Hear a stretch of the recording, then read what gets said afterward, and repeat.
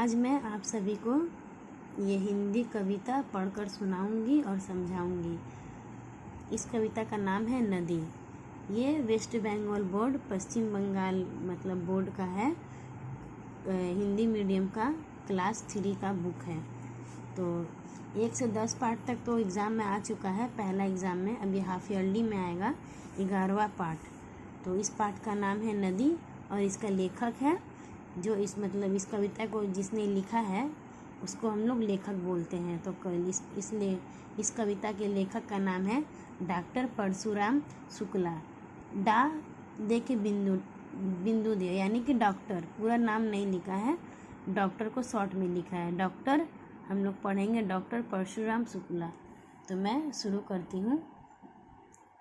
नदी निकलती है पर्वत से, मैदानों में बहती है और अंत में मिल सागर से एक कहानी कहती है।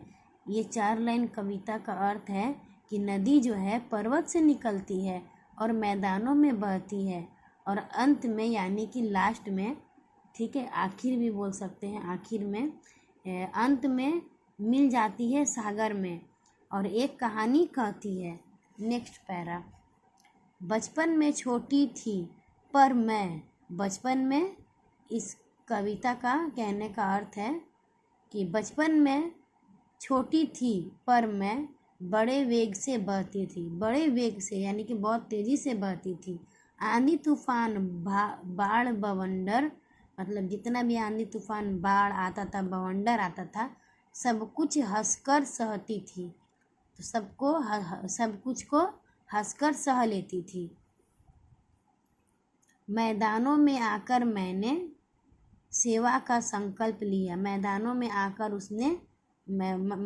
आकर मैंने क्या किया? सेवा का संकल्प, यानी कि संकल्प का अर्थ है प्रतिज्ञा, पीछे शब्दार्थ है, ठीक है, तो उसमें दिया है। तो संकल्प का अर्थ है प्रतिज्ञा। तो सेवा का संकल्प लिया और बना जैसे भी मुझसे मानव का उपकार किया, और बना जैसे भी मुझसे मानव का इसमें उपकार किया। नेक्स्ट।